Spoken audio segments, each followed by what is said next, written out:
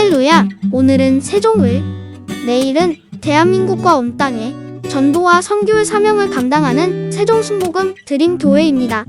하나님의 사랑과 은혜가 치유와 응답이 있는 성령 충만한 교회입니다. 구독과 중보기도로 드림가족이 되어보세요. 오늘도 주 안에서 참 좋은 날입니다. 오늘 우리는 로마서 11장 13절부터 공부를 하겠습니다.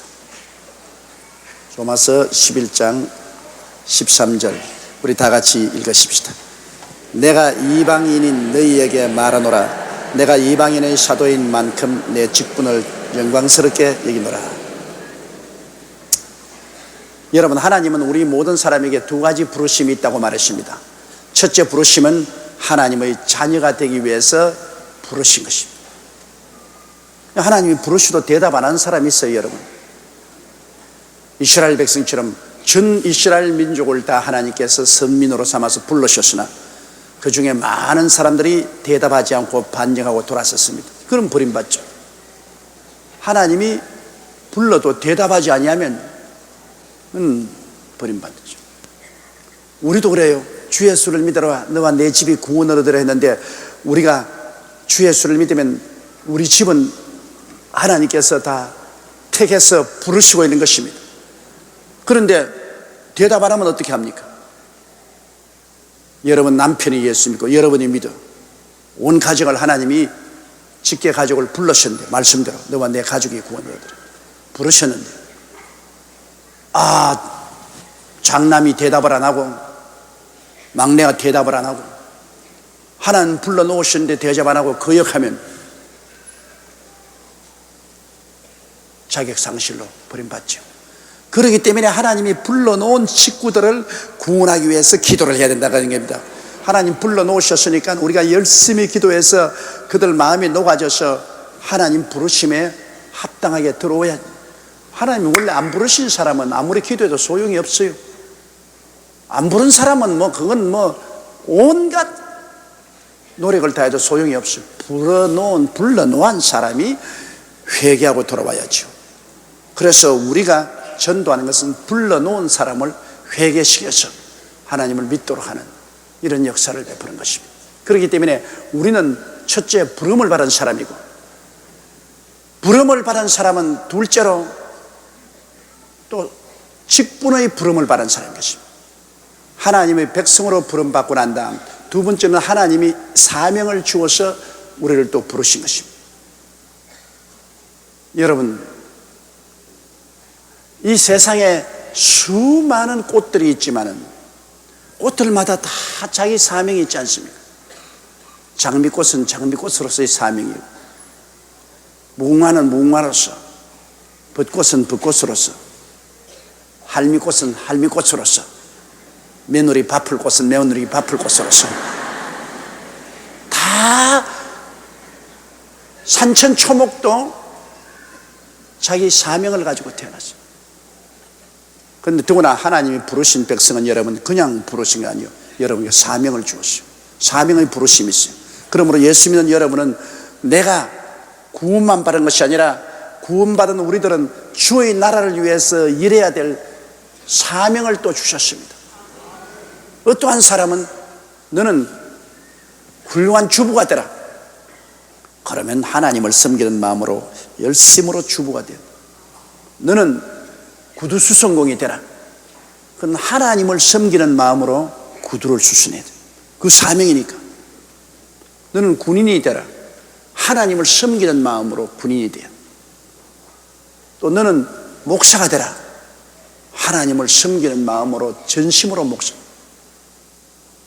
사명을 주셔. 너는 셀 리더가 되라.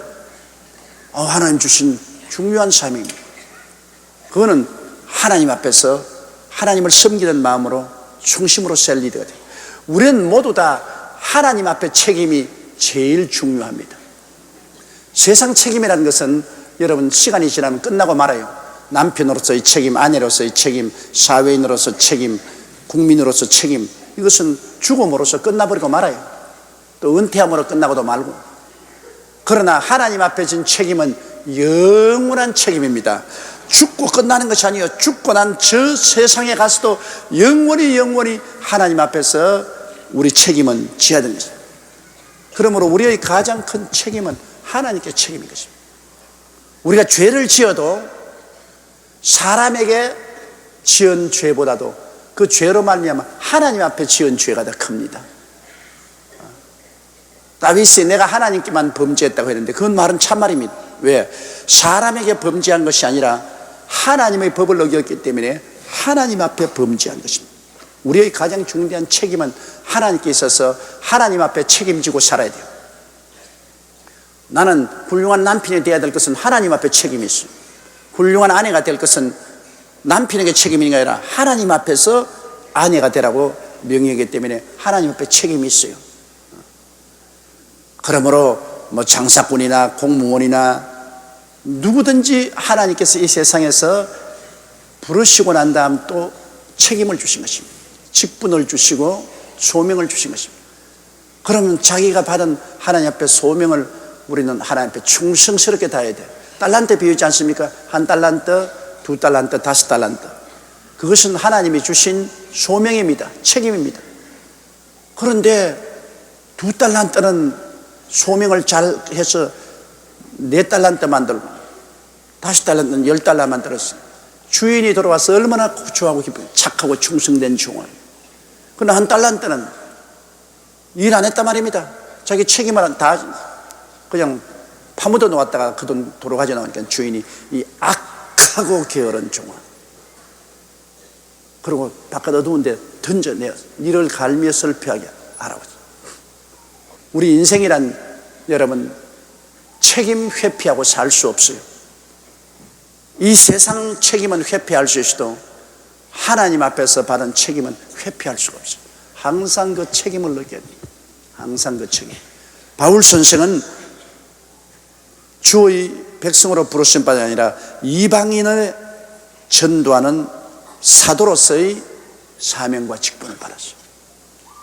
똑같은 사도인데요, 베드로는 유대인에게 가서 복음을 전가할 사명, 그리고 바울 선생은 이방인에게 나가서 복음을 전가할 사명을 받았습니다.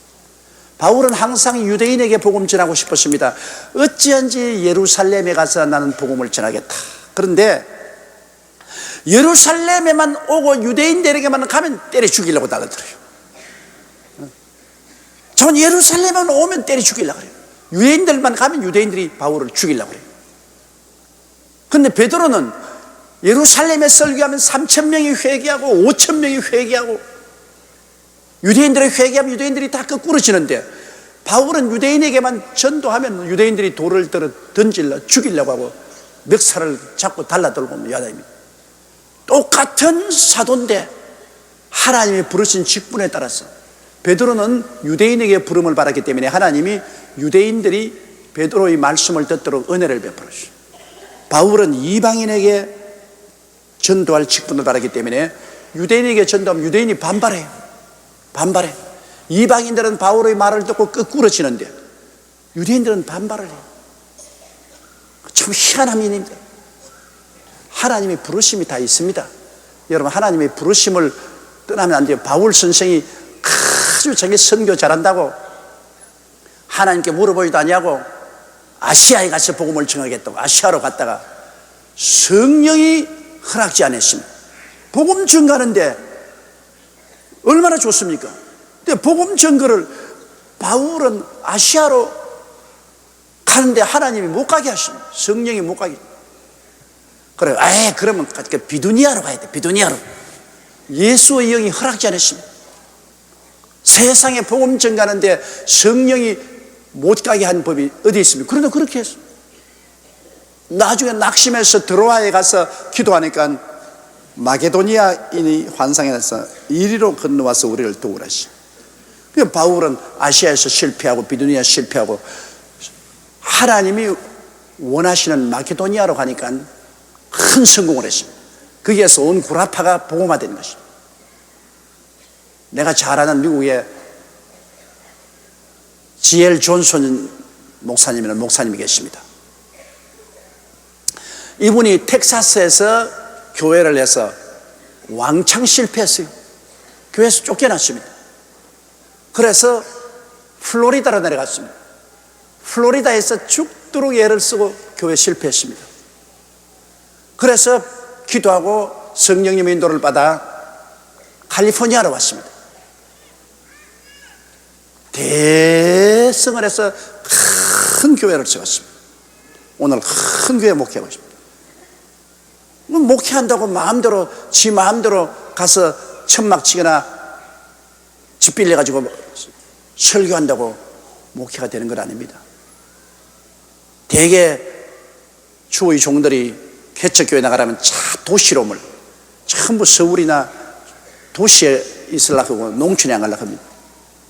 근데 하나님이 성령께서 너는 농촌에 가라 하면 성령이 원하는데 농촌에 가면 대성을 할 수 있는데 자꾸 성령이 원치 않은 도시에서 목회하겠다고 하니까 성령과 씨름하는 거라. 마귀와 씨름해도 시원찮을 것인데 성령과 씨름을 하니 이건 뭐 실패하고 말죠. 우리는 머슴이기 때문에 주인이 시키는 곳에 가서 일을 해야지, 주인이 안 시키는 데 가서 머슴이 자꾸 일하겠다면 주인에게 쫓겨나고 말죠. 바울 선생은 똑같은 하나님의 사도라도 하나님이 너는 이방으로 가거라, 이방인에게 복음을 전가하라. 그래서 그가 이방인에게 갔을 때 하나님이 대성을 하겠습니다. 그래서 바울 선생은 여기 말하기를 내가 하나님께서 이방인의 사도로 직분을 주어서 보냈으므로 내 직분을 영광스럽게 여긴다. 물론이죠. 어떤 직분인지 하나님이 주신 직분은 영광스러운 직분인 것입니다. 하나님이 여러분을 구두 닦기로 만들어도 그건 영광스러운 직분입니다. 하나님이 주신 직분입니다. 여기 늘 우리 꽃꽂이 하시는데 이 꽃이 얼마나 아름답습니까? 이거 하나님이 주신 직분이거든. 너는 교회 가서 꽃꽂이를 하라. 이 꽃을 꼽으면 하나님을 위해서 꽃을 꼽는 것입니다. 이거 우리 보라고 꽂은 건 아니에요. 하나님 보시라고 꽂은 꽃이요. 하나님이 주신 직분이기 때문에 얼마나 영광스러운 직분입니까? 우리 남녀 선교회 여러분들께서 저렇게 다리가 퉁퉁 붙들어 서서 수고하는데, 그러나 그 직분 누가 주셨습니까? 하나님이 주신 직분이에요. 그러므로 다리가 퉁퉁 붙들어 일하는 것은 우리 위해서 일하는 게 아닙니다. 하나님 위해서 일하는 것입니다. 상을 우리에게서 받는 것이 아니라 하나님께 받고, 상을 우리에게 칭찬을 우리에게 받는 게 아니라 하나님께 칭찬받습니다. 하나님이 주신 직분이기 때문에 영광스러운 직분입니다. 절대로 슬픈 직분이 아닙니다. 영광스러운 직분입니다. 하나님이 부르신 것은 그 무엇이든지 영광스러운 것입니다. 아버지가 부르신 것이 중요하지 않은 것이 어디 있습니까? 꼭 필요하기 때문에 불렀거든. 그러므로 자꾸 큰 일, 사람들에게 드러나는 일만 하려고 하지 마십시오. 그건 사람에게 영광받아서 소용이 없어요. 아주 안 보이는 조그마한 일도 하나님이 내게 주신 직분을 내가 충성스럽게 다하면 하나님이 착하고 충성된 종아, 그렇게 말하는 거예요. 이 오케스트라에 여러분 나팔 불고 바이올린 막 타고 막 콘트라베이스 막 타고 이러면 사람들 보기에 얼마나 영광스럽게 하는 거야. 야, 굉장하다. 그러나 이런 삼각형 쇠 들고 이렇게 딱 정말 보면 불쌍하기 짝이 없어. 그러나 내내 연주할 때 냈어 있다가 마지막에 한번 땡! 그거 맙니다. 그게 무슨 음악입니까? 그래도 그걸 늘 연습을 해요. 땡! 크게 땡! 하고 있고 땡! 땡!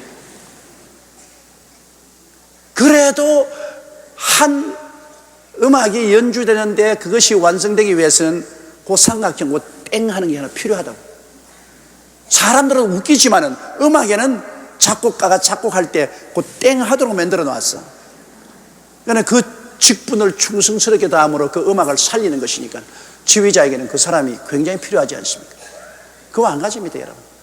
교회의 직분이라는 것은 여러분, 그 어떤 직분이든지 하나님이 주신 직분이기 때문에 너무나 중요합니다. 너무나 영광스럽습니다. 교회 소재를 해도 하나님이 나를 소재부로 불렀으니 얼마나 영광스럽습니까?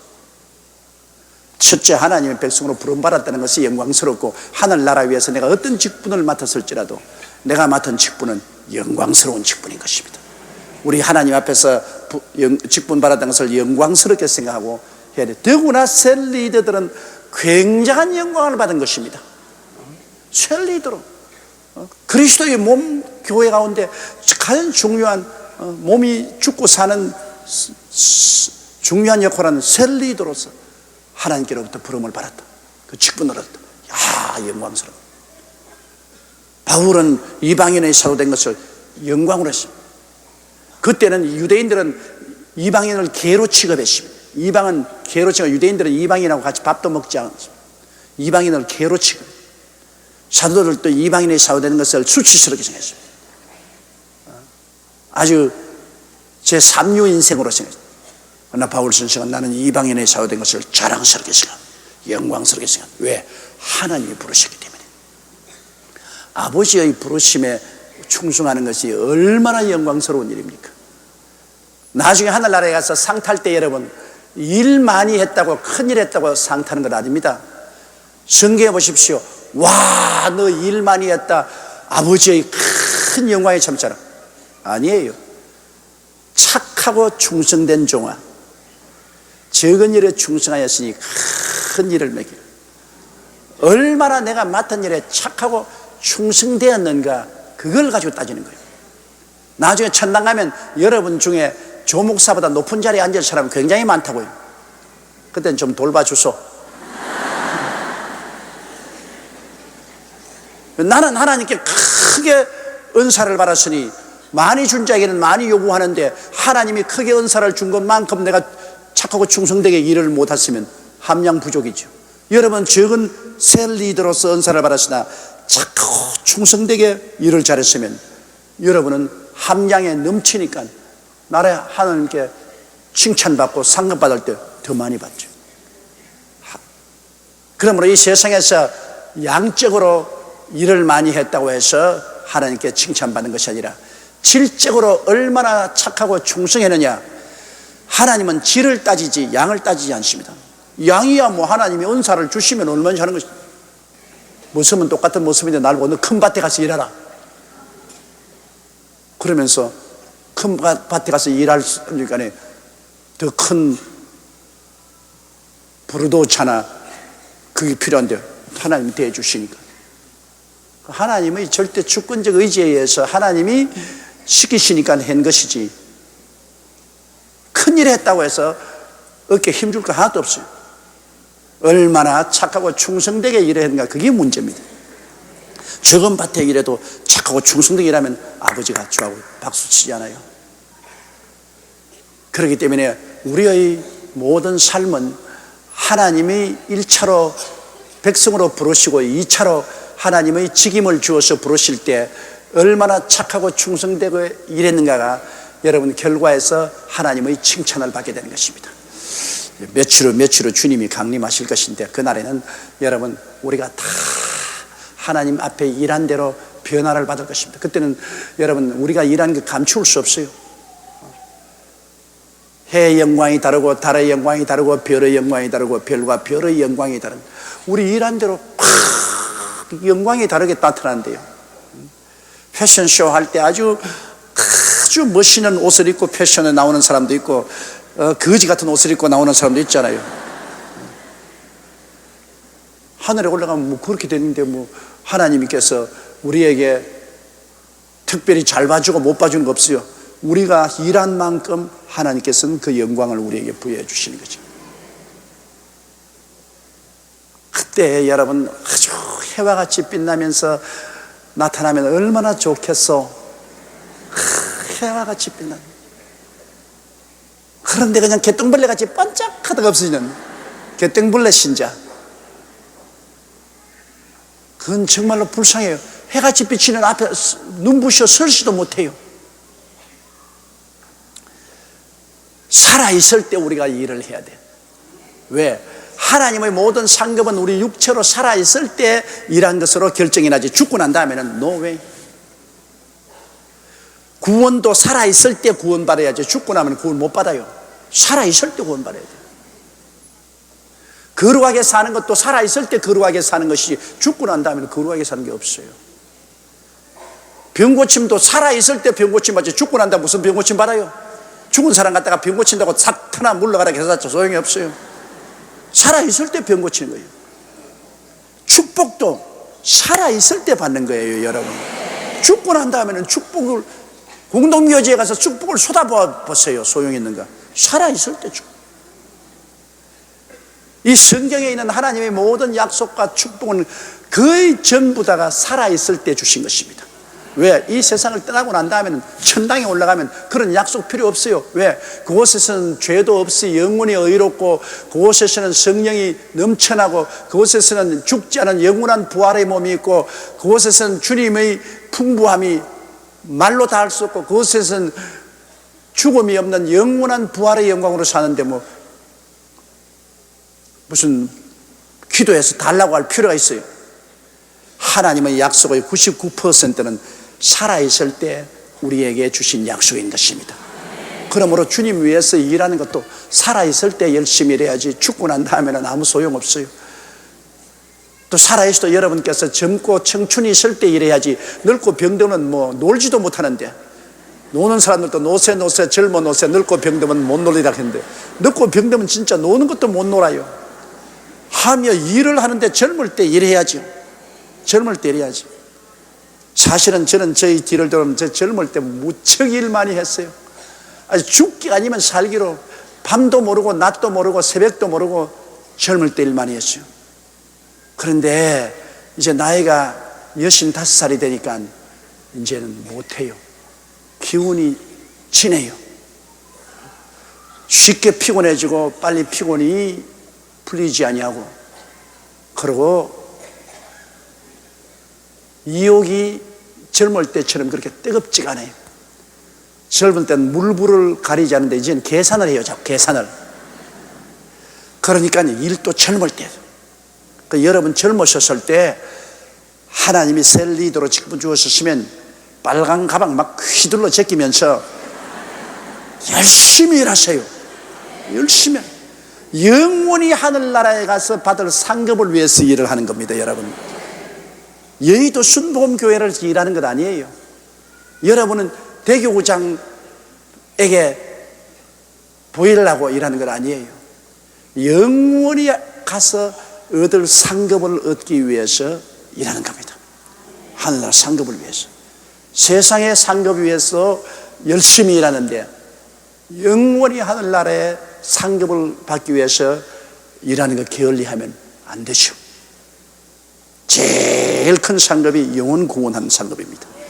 제일 큰 상급이 영혼을 주께로 인도하는 상급이 제일 큰 상급입니다. 그 일을 우리가 해야 되는 것입니다. 그러므로 여러분의 직분을 영광스럽게 여기십시오. 옆에 있는 분들에게 말씀드립니다. 우리의 직분을 영광스럽게 여깁시다. 자기의 직분을 수치스럽게 여기면 안 돼. 영광스러운 직분인 것입니다. 14절요. 이는 곧 내 골육을 아무쪼록 시기케 하여 저희 중에서 얼마를 구원하려 함이라. 바울 선생이 민족을 사랑하는 마음이 열렬합니다. 비록 이방인에 가서 복음을 증거해도 바울은 늘 자기 동족이 구원받기를 원했습니다. 그 동족은 왜냐? 이미 하나님이 선택한 사람입니다. 아브라함을, 이삭, 야곱의 후손은 하나님이 이미 선민으로 택한 것입니다. 선민으로 택한 것이 하나님을 거역하고 나갔으니까 멸망당하죠. 언제나 회개하고 들어오면 이미 하나님이 선택한 사람이기 때문에 하나님이 오케이 받아주셔요. 이미 선민이니까. 이스라엘은 타락해도 선민입니다. 타락하면 버림받죠. 선민으로서 버림받는 것입니다. 하나님께서 택함을 받았지만은 하나님께 불순종함으로 버림받죠.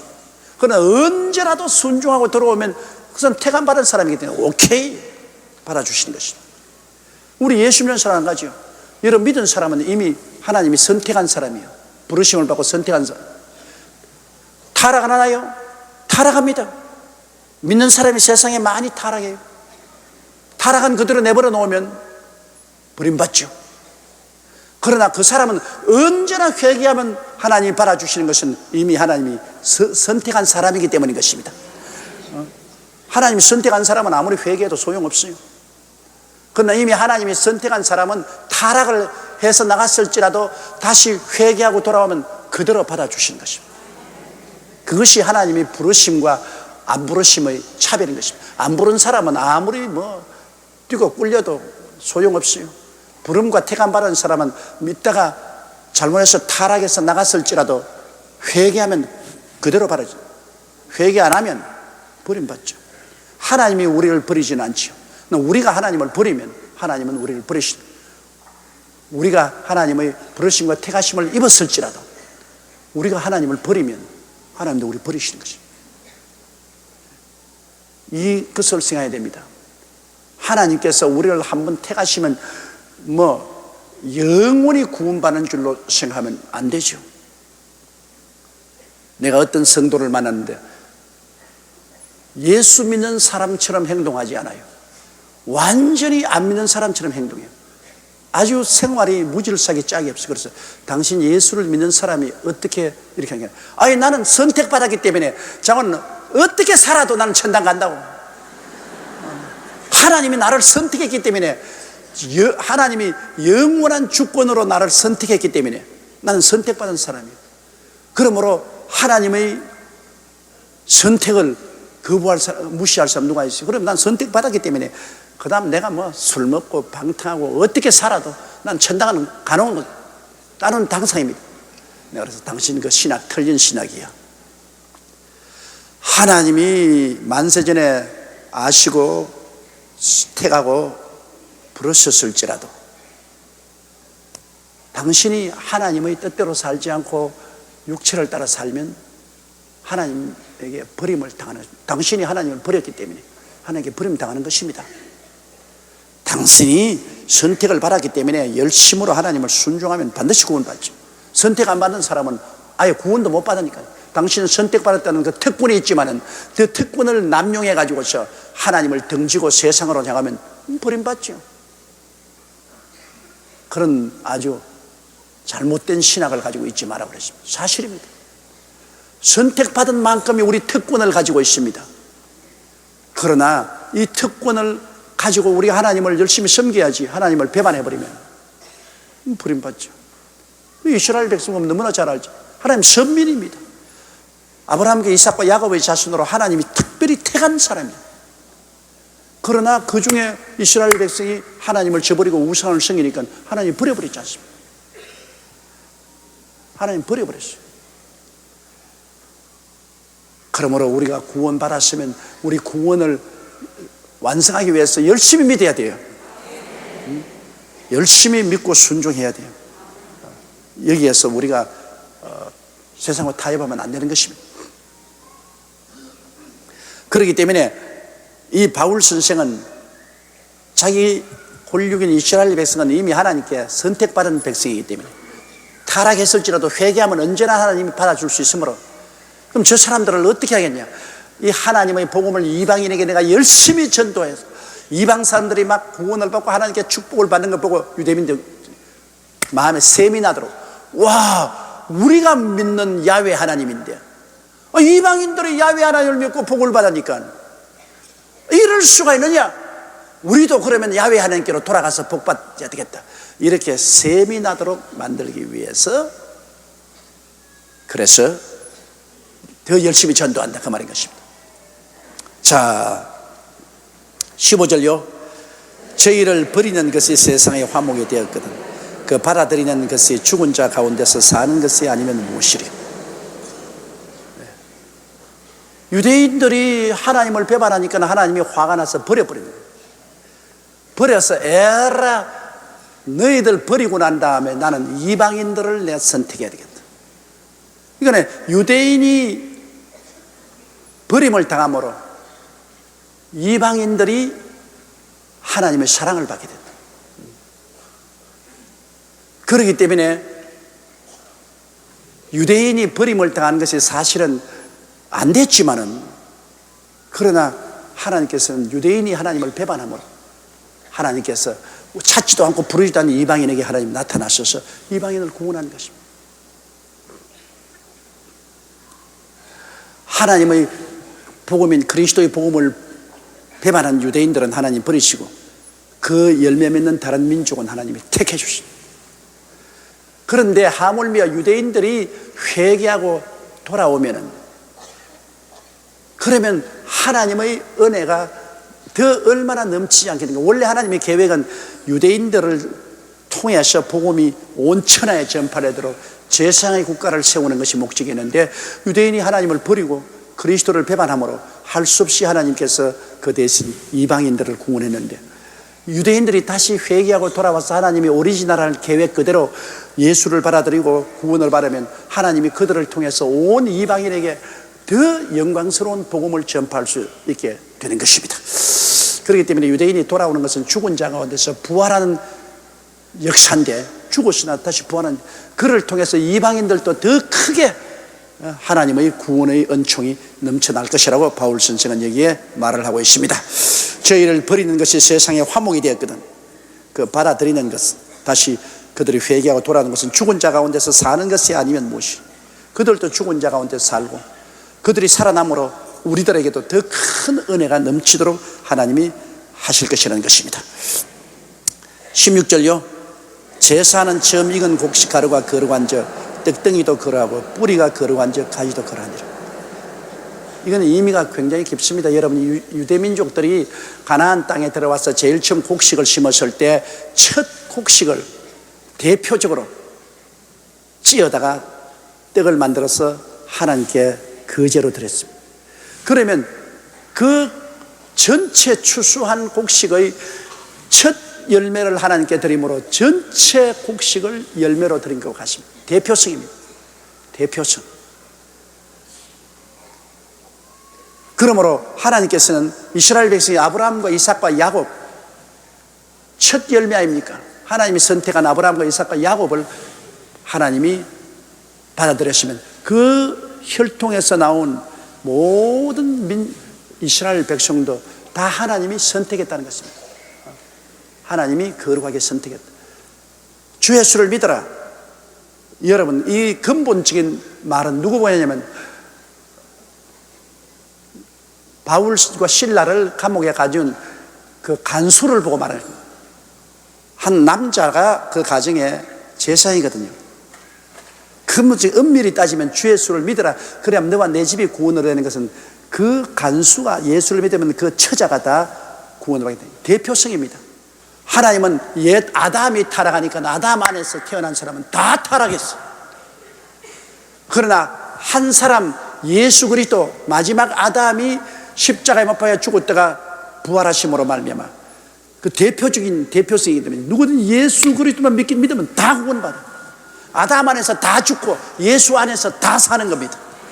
아담 안에서는 안 믿어도 다 타락하고 죽었지만 예수님은 오셔서 우리 위해서 십자가에 죽었다 부활하시기 때문에 예수 그리스도를 믿기만 하면 다 산다. 대표성입니다. 이 대표성을 우리가 알아야 됩니다. 아담 안에서는 다 죽어요. 지가 아무리 거룩하고 의롭고 올바르게 산다 해도 벌써 아담 안에서 태어난 사람은 다 죽어요. 아담이 죽었으니까, 뿌리가 죽었으니까 가지가 다 죽었어. 첫 떡덩이가 썩었으니까 전체가 다 썩었어. 아담 안에서 다 죽었으나 예수 그리스도 한 분으로 말미암아 그리스도 안에서는 다 살아난다. 그렇기 때문에 하나님이 축복도 그래요. 여러분, 수입의 11조를 하나님께 드리잖아요. 그건 전체 수입에 대한 대표성입니다.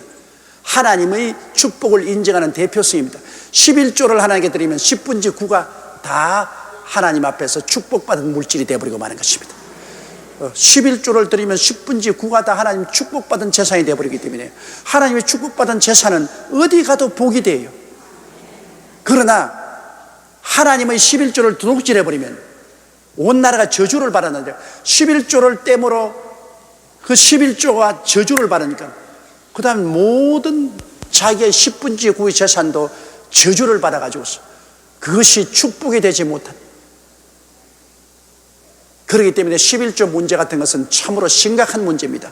11조를 드림으로 나머지 재산이 전부 하나님의 11조는 축복받은 하나님의 소유니까 나머지도 전부 하나님의 소유로서 하나님이 축복을 해주신 11조를 도둑질하면 11조가 도적한 저주받은 것이 되기 때문에 온 10분의 9도 다 저주를 받습니다. 이 대표성 문제가 굉장히 중요합니다. 자, 17절요. 또한 가지의 얼마가 꺾여졌는데 돌감람나무인 내가 그들 중에 접붙임이 되어 참감람나무 뿌리의 진액을 함께 받는 자. 이스라엘 백성 가운데 얼마간이 타락했잖아요. 그 하나님 그 숫자를 메꿔야 되잖아요. 이스라엘 백성이 아브라함, 이삭과 야곱의 나무에서 나온 가지인데 가지 중에 얼마쯤 잘라졌다. 타락하고 하나님 버리고 나갔으니까 하나님이 이방인인 우리들, 돌감람나무인 우리들을 갖다가 아브라함, 이삭과 야곱의 그 나무에다 접붙여줬어. 접붙여줬어. 참으로 이 돌감이나 이 돌살구 형편없어요. 우리가 과수원을 했기 때문에 아는데 이 돌감을 보면요, 나무는 근사하다고요. 크고 인물도 잘생겼다고요. 근데 맺는 것은 이런 것입니다. 돌감을 또 먹으면 써서 먹을 수가 없어요. 내가 그래서 학교 갔다 오다가 돌감 보면 언제나 욕을 했다고. 치, 나무는 잘생겼는데까지 그 열매는 뭐 저렇게 맺는 돌감이. 돌복숭아도 복숭아 나무는 복숭아 나무인데 이런 걸 맺어요. 돌살구도 이물만 근사했지 아주 이런 거 맺고 있어요. 먹을 수가 없어요. 그러나 자연적인 접붙임도 이 돌감나무나 돌살구나 돌배나 그 잘라버리고 좋은 나무 가지를 접붙이면 좋은 열매 맺죠. 그러나 여기에 쓰이는 감람나무의 비유는 실제적으로 접붙이는 것과는 다릅니다. 이건 비유적으로 사용하는 것입니다. 아브라함과 이삭과 야곱의 뿌리에서 나오는 것이니까 하나님이 선민이요 참 좋은데 그 중에 얼마의 가지가 반대로 잘라나가고 난 다음에 우리는 이방인은 하나님께 원래는 버림받은 아담의 자손인 돌감람나무야. 우리는 다 요만한 열매는 돌감나무, 가치도 없고 아무것도 없어. 이를 하나님이 잘라가지고서 아브라함과 이삭과 야곱인 하나님의 선택한 그 참감람나무에 착 접붙여줬어요. 여러분은 그러므로 하나님의 택한 이스라엘에 접붙임 받은 사람인 것입니다. 예수 그리스도야말로 하나님의 아들 아닙니까? 하나님의 선택한 아들 아닙니까? 그게 원래는 유대민족들이 다 거기에 접붙여 있어야 되는데 여러분이 거기에 유대인 가지가 끊어지고 거기에 접붙임을 받았다. 우리가 오리지널 아닙니다. 우리는 접붙인 거죠. 오리지널 아니고 우리는 양자예요. 그러니까 큰 소리 하지 말고 겸손하게 생각하라고 말입니다. 양자가 무슨 참 큰 소리에 친자처럼 행동하고 말이야. 우리는 어디까지나 양자니까 그저 겸손하게 고마게 생각하고 어디까지나 우리는 접붙임을 받았기 때문에 봉가지처럼 하지 말고 겸손하게 생각. 우리는 봉가지가 아니고 돌감나무 맺는 접붙임을 받았으니 죄송합니다. 그래서 죄송합니다. 그저 고맙고 감사합니다. 우리 이방인들은 실제는 다 버림받은 우리들인데 유대인들이 하나님을 배반함으로 하나님이 오기가 나셔서 식이 나게 하려고 우리들을 불러서 아브라함과 이삭과 야곱의 그 나무 덩어리에 접붙여 주셨어요. 이방인 돌감람나무를 우리가 하나님이 참감람나무에 접붙여 주셨어요. 그래서 오늘날 우리들은 영적인 이스라엘이요, 우리의 조상이 아브라함과 이삭과 야곱입니다. 실제 육체적인 혈통의 조상은 아닌데도 불구하고 우리의 신앙의 아버지가 아브라함이요 이삭이요 야곱이요, 천당도 아브라함과 이삭과 야곱과 함께 천국에 올라가는 거죠. 왜? 우리는 그 나무에 접붙임을 받았기 때문인 것입니다. 그게 뭐 양자든 접붙임이든 상속은 똑같이 받으니까. 양자라고 상속 안 받나요? 접붙였다고 해서 열매 안 맺나요? 똑같은 좋은 열매 맺죠. 그러므로 오리지널은 아니지만은 그러나 갖다 붙인 우리가 더 좋게 될 수도 있습니다. 속담에 나중난 뿔이 더 우뚝하다고. 오리지널 아닌 우리들이라도 더 오리지널보다 더 커질 수 있는 것이 현실입니다. 요사이 유대인 중에 예수 믿는 사람은 아예 밥에 매처럼 적지만은 우리 이방인 접붙임 받은 우리들의 신앙의 수는 세계에서 10억이 넘지 않습니까? 얼마나 많습니까? 그러므로 먼저 된 자가 나중되고 나중된 자가 먼저 된 것입니다. 우리가. 그러므로 우리가 교만은 하지 말아야 되지만 감사하게 생각해야 됩니다. 우리는 양자로 택함을 받고 우리는 돌감람나무가 창감람나무인 이스라엘 나라의 접붙임을 받아서 영적 이스라엘이 된 것을 감사하게 생각해야 되는 것입니다. 읽어봅시다. 또한 가지 얼마가 꺾여졌는데 돌감람나무인 내가 그들 중에 접붙임이 되어 참감람나무 뿌리의 진액을 함께 받는 자 되었다. 아브라함과 이삭과 야곱에게 주신 그 진액을 함께 받게 되었다. 하나님의 선민이 되었던 것입니다. 우리는 영적인 유대인인 것입니다. 영적인 이스라엘이 된 것입니다. 18절요. 그 가지들을 향하여 자긍하지 말라. 자긍할지라도 내가 뿌리를 보존하는 것이 아니요 뿌리가 너를 보존하는 것이라. 그러므로 우리가 유대인들 보고 웃기네 너는 꺾였지 나는 구원받았어. 금방진 소리 하지 말은 겁니다. 왜? 네가 구원받은 것은 결국 아브라함과 이삭과 야곱이라는 그 뿌리에 우리가 붙어서 구원받은 것이 우리가 뿌리는 아니거든. 우리가 뿌리를 붙잡아진 게 아니라 아브라함과 이삭과 야곱이라는 뿌리에 우리가 붙어있기 때문에 겸손해야지. 겸손해야지. 우리가 뭐 원래 오리지널처럼 행동해서는 안 되거든요. 우리가 하늘에 가서 영광은 똑같이 누리죠. 그것도 우리 힘으로 누린 거 아니에요. 아브라함과 이삭과 야곱 유대인 조상들의 덕분에 우리 누린 거죠. 그들에게서 예수님이 태어나셨으니까. 그러므로 아브라함과 이삭과 야곱과 그 혈통에서 나온 예수 그리스도 덕분에 구원받았기 때문에 우리들은 유대인에게 고맙게 생각해야 돼요. 이스라엘에게 감사하게 생각해야 돼요. 우리는 오리지널이 아니라도 접붙여서 이렇게 되었으니 얼마나 고마워요. 이스라엘의 평안을 위해서 늘 기도하면 하나님께 축복을 받습니다. 이스라엘은 하나님을 배반했지만 그러나 선민은 선민입니다. 하나님의 부르심과 선택에는 후회함이 없습니다. 그들은 지금 하나님을 버렸지만 그러나 언제고 회개하고 돌아오면 다 구원됩니다. 왜? 선택받은 사람이든. 19절요. 그러면 내 말이 가지들이 꺾이운 것은 나로 접붙임을 받게 하려 함이 하리니 맞았죠. 가지들이 유대인의 가지들이 꺾인 것은 그 대신에 우리 이방인인 우리가 접붙임을 받게 하려고 하나님이 그렇게 하지 않았냐. 맞았어요. 20절 읽읍시다. 옳도다. 저희는 믿지 아니함으로 꺾이우고 너희는 믿음으로 섰느니라. 높은 마음을 품지 말고 도리어 두려워하라. 자고는 꺾인 이유가 안 믿어서 꺾였거든. 우리가 그 대신 접붙임 받은 것은 우리가 믿었기 때문에 접붙임을 받았거든.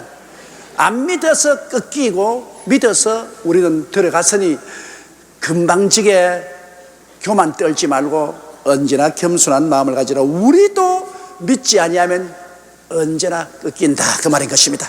오리지널도 믿고 순종할 때 끊겼는데 접붙여 들어온 우리들이야 믿고 순종하지 않으면 끊겨버리죠. 그렇기 때문에 우리가 믿음과 순종에 열심을 다해야 되는 것은 예수 믿고 접붙임을 받았으면 끊기지 말아야지. 끊기면 정말 불행하잖아요. 그렇기 때문에 오리지널인 유대민족들도 믿지 않고 순종하지 않냐므로 꺾여서 버림을 받았는데 그 자리에 우리가 대신 접붙임을 받아 들어왔다고 우리가 큰 소리하고 나는 접붙임 받았으니 어떻게 망나니로 살아도 영혼이 괜찮다. 그렇지 않아요. 망나니로 살고 하나님을 등 돌리면 우리는 더 쉽게 꺾여요. 오리지널도 꺾어버리는데 뭐 비오리지널인 우리들이야 얼마나 쉽게 꺾이겠어요. 그러므로 우리는 금방진 마음 품지 말고 높은 데 마음을 품지 말고 겸허하게 믿음과 순종을 계속해야 되는 것입니다. 믿고 순종하면 구원을 얻습니다. 하나님이 부르신 우리들은 믿고 순종하면 구원받아요. 안 부른 사람들은 믿고 순종 못해요. 왜? 하나님이 그리스도를 계시해 주지 않는데 어떻게 믿고 순종해요? 일단 하나님이 부르신 사람은 믿고 순종하면 구원받는데 부르심을 받고 난 다음에도 불신앙 불순종하면 빠이빠이입니다. 이러므로 우리가 떨림으로 구원을 얻어야 되는 것입니다. 부르심을 받고 택하심을 받은 것을 영광스럽게 생각하고 너무나 감사하게 생각해야 돼요. 왜? 부르시고 택함을 안 받았으면 아예 구원받을 자격이 없습니다. 자격을 얻었으니 이 자격에 충실하게 우리가 믿고 순종하는 신앙생활을 해야 되는 것입니다. 자격 상실을 하지 않는 여러분 되시기를 주의 이름으로 축원합니다.